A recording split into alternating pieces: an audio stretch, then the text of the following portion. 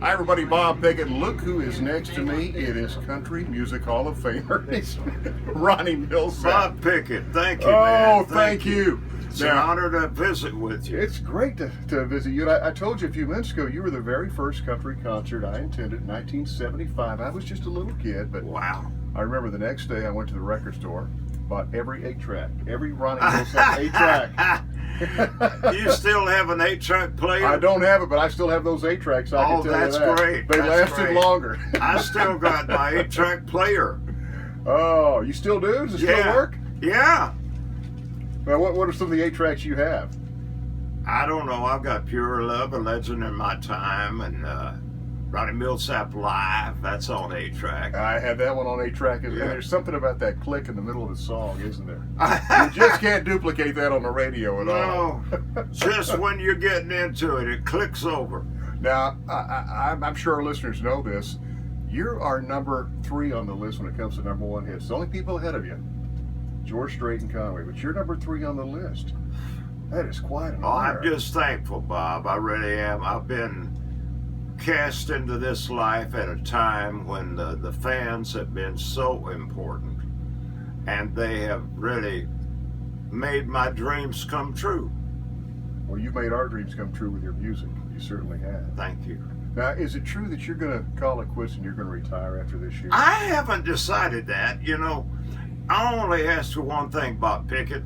What would I do if I retired? That's what I'm saying. You've got to come out. You've got to perform for the fans. I'm going You're not to. going to do it. You're going to be on the road. I'm going to be on the road. Yeah, you are. I don't know how to stop. Now, see, that's the best news we have heard right now. So you're going to continue to tour.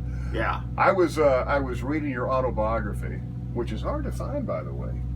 But what a great story! And one of the things that stuck out is, and in fact, this is the anniversary of the day the music died this weekend. Oh my goodness! I Yeah, never knew the February influence. 3rd, 1959. I never knew the influence that Buddy Holly had on you when you were young. Oh, he did. And my friend and I were in practice hall playing pianos and singing and playing, and the music teacher came in and said, "You are out of the music department." They kicked us out that day. I said, "We're just having a little wake to celebrate Buddy Holly and Richie Valens and the Big Bopper." Uh-huh. But, you know, they didn't think too much of it, and they kicked us out of the music department. Oh, well, they're probably regretting it right now. Now, there's another connection I got to talk about. In the book, it mentions your background, your affiliation with Elvis. Oh, yeah. Well, Elvis was the voice of my generation, Bob. Uh-huh. Yeah. And to think that I'd ever have a chance to be around him or get to play on a record or sit and talk with him kind of like we're doing right now, it was unbelievable. What was he like? He was very friendly and very southern, a southern gentleman, I say. Uh-huh. That's what it was to me. I said, "Elvis, you know, I'm just so thrilled I get to play on your record." I played on Kentucky Rain, Right. which was cut down at American Studios in Memphis. But no, you played the piano on it, but you sang on it. If you listen carefully, you can hear you doing background vocals. Exactly. Elvis said, "Hey, I appreciate you hitting that high note there for me." Which leads, Kentucky Rain was written by Eddie Rabbitt. That's Who right. coincidentally wrote your first #1 Sure hit. did. Pure Love. Our song had like 8 verses on it.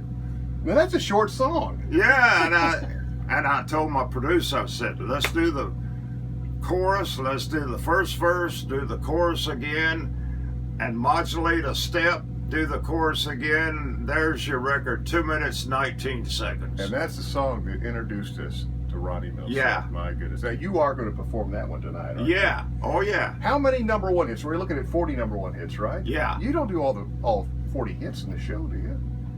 Well, we do all we can, Bob, because I know a lot of people want to hear certain songs. Quite often, we'll just open it up and say, "Hey, what do you folks want to hear?" Huh. Yeah. Now, the person... Then you get a chance to understand what folks want to hear. You're good at reading the audience, aren't you? Yeah. Very good. The audience is a big part of the show. They always have been. Now, who taught you that? Did Charlie Pride teach you how to read the audience? Yeah, by all means. He was the best. He's a great teacher, Charlie Pride. Tremendous guy. Uh-huh. And taught me how to do an interview and taught me everything I knew. I came out on the road with him early in 1974. Then I was playing with him somewhere up in early 75. Then one day he said, Ronnie, it's time for you to move on. I said, Charlie, I can't tell you how much I appreciate what you've done to help me. He said, Milsap, pass it on. That's what you're doing. That's it.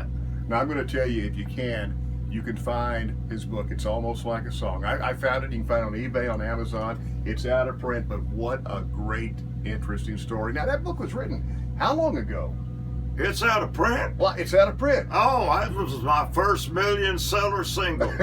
It can't be out of print. But it's what I'm saying. Protest. What I I'm get in there saying- with the Democrats and protest. We're going to march. What I'm saying is it's time for a sequel to it. Exactly. We want to hear the rest of the story. What's happened between now and then? Yeah, boy, that was a great song. Yeah. Out with it. Lived with it all during 1976.